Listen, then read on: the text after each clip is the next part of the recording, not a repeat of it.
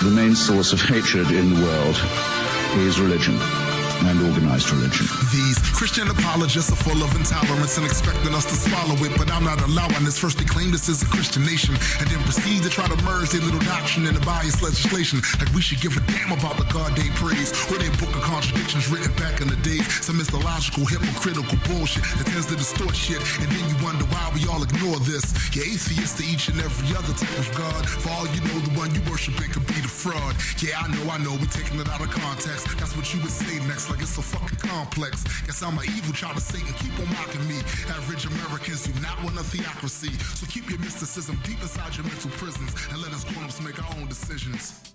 You can't avoid them, you can't ignore them. With every generation, reading the book, but BBS Radio is a pretty religious station, if you notice, and I guess I'm just going to ask it for most of the believers out there want to know, Donald, is how did the devil get a hold of you? Did you give us like a play-by-play, or how did that happen? How did the devil walk in and zap me, right? Yeah. Well, I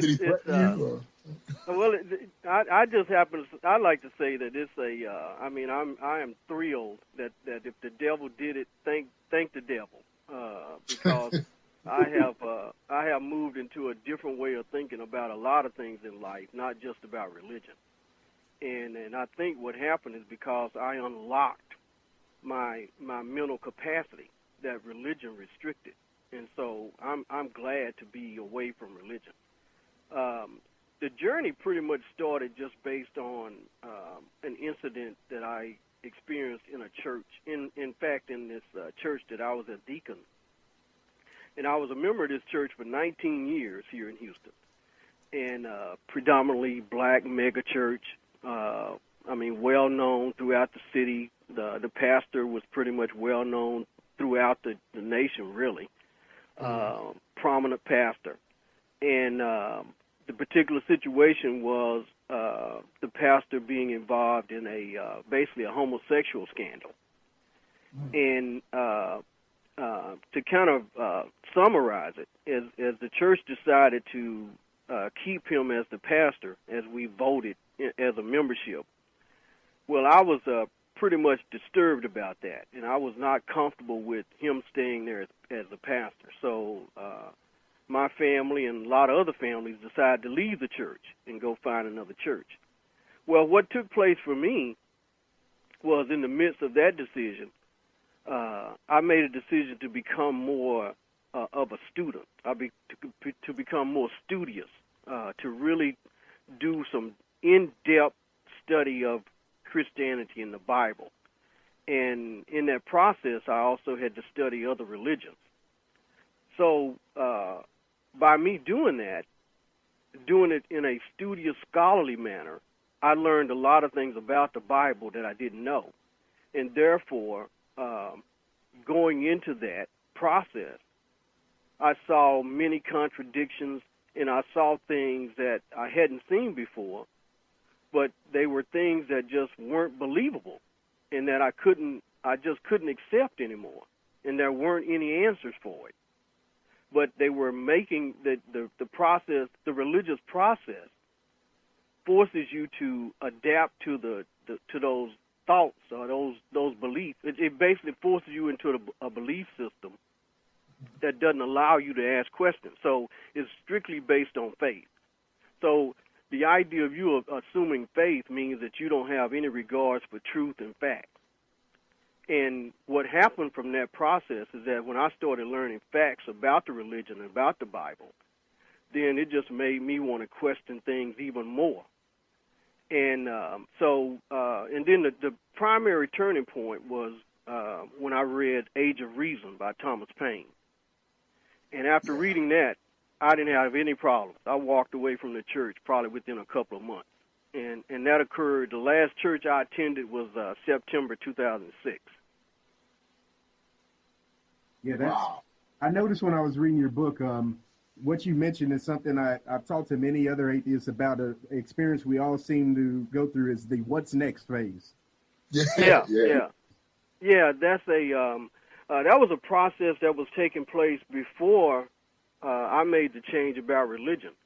Oh, So I was okay. going through a lot of what next phases, probably about 4 years before that, and it basically started when I started my engineering consulting firm in January 2002, and even that was a what next phase because of the fact that I walked away from a very well-paid engineering job with a growing company, and I made that change probably within 2 months of deciding to go out on my own.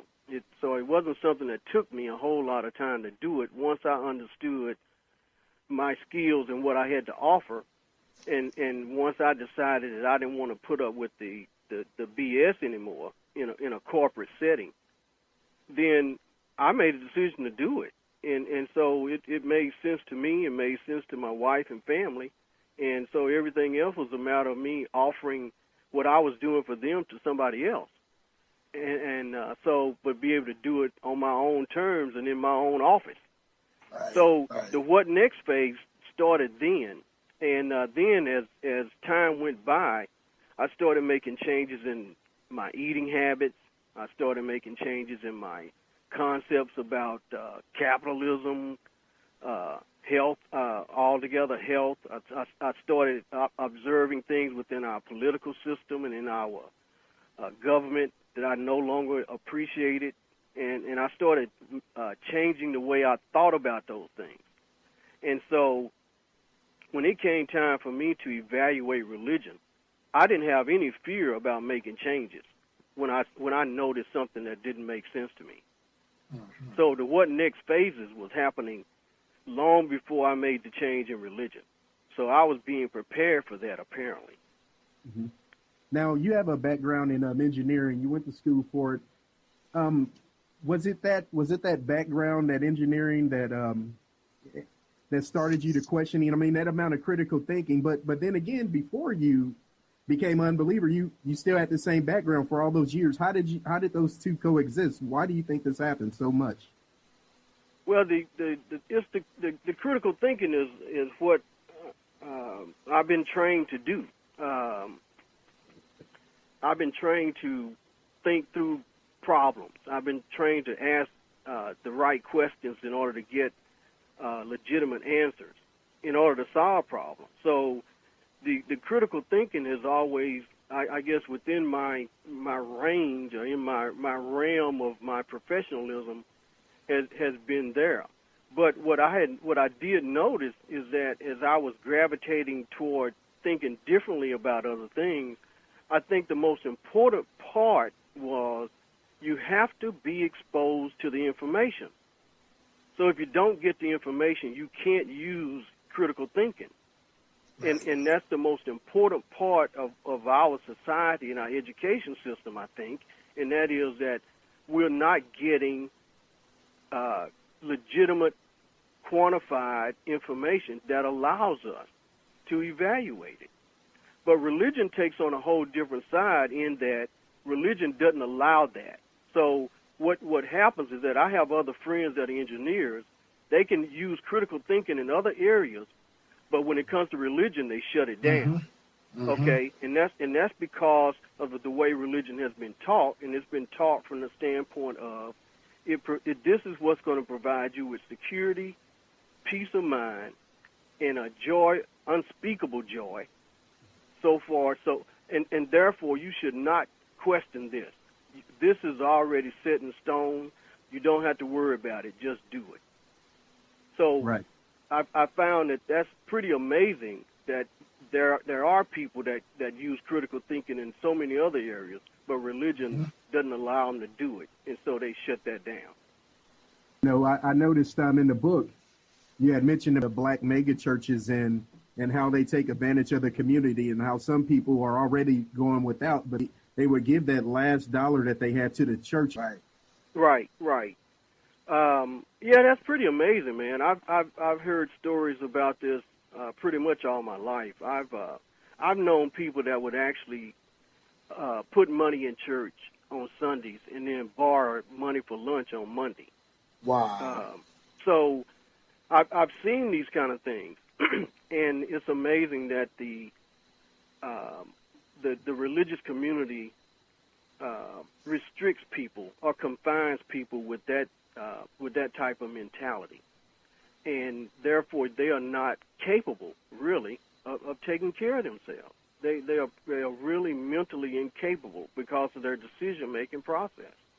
I had a story just this couple of weeks, well, actually last weekend, when we were doing the Day of Solidarity.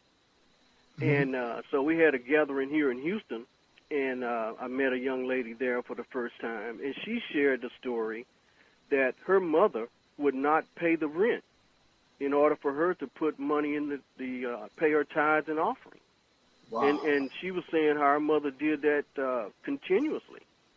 And they were moving from place to place because of things like this. So it's an incredible thing to listen to. And these mega churches are teaching about this prosperity gospel and all this, and all they're doing is raking in the money from the poor, primarily, because most black people are, and therefore they're dumping all this money into this huge coffer, but there's pretty much nothing coming out for return that benefits the people, and that's really sad. And they're always talking about what great work the black church does and how they give. And I kind of agree with Robert Inger. So a beggar never has anything to give. Right. And and it really hurts people because they take it in, and it's not like they're equally giving it out. And some members, they need help, and when they to the church to ask, they don't have anything for them, and they'll turn people away. But the reverend is driving in nice cars. The reverend he has a nice big rings on, and they can't find anything in the Bible to support that kind of. Yeah, it's such a sad state of affairs, and we hear about it all the time. It's going on every week, and but yet and still people are in so much fear due to their lack of information, their insecurities within themselves, till they won't take a few minutes to just evaluate what's going on, and so they stay into that mold where they think religion is the only answer, and it's going to take a lot of people like ourselves and the work that you guys are doing to encourage people to think a little differently about things. Just ask a few questions, and that's what I did. I mean, I asked them some incredible questions about the Bible, and I couldn't get any answers, and it no longer made sense. So I can't they weren't do willing things to give you any answers either. Huh? I said they weren't willing to give you any answers. Anything that contradicted what you should be believing. If it wasn't that, trying to answer. Right.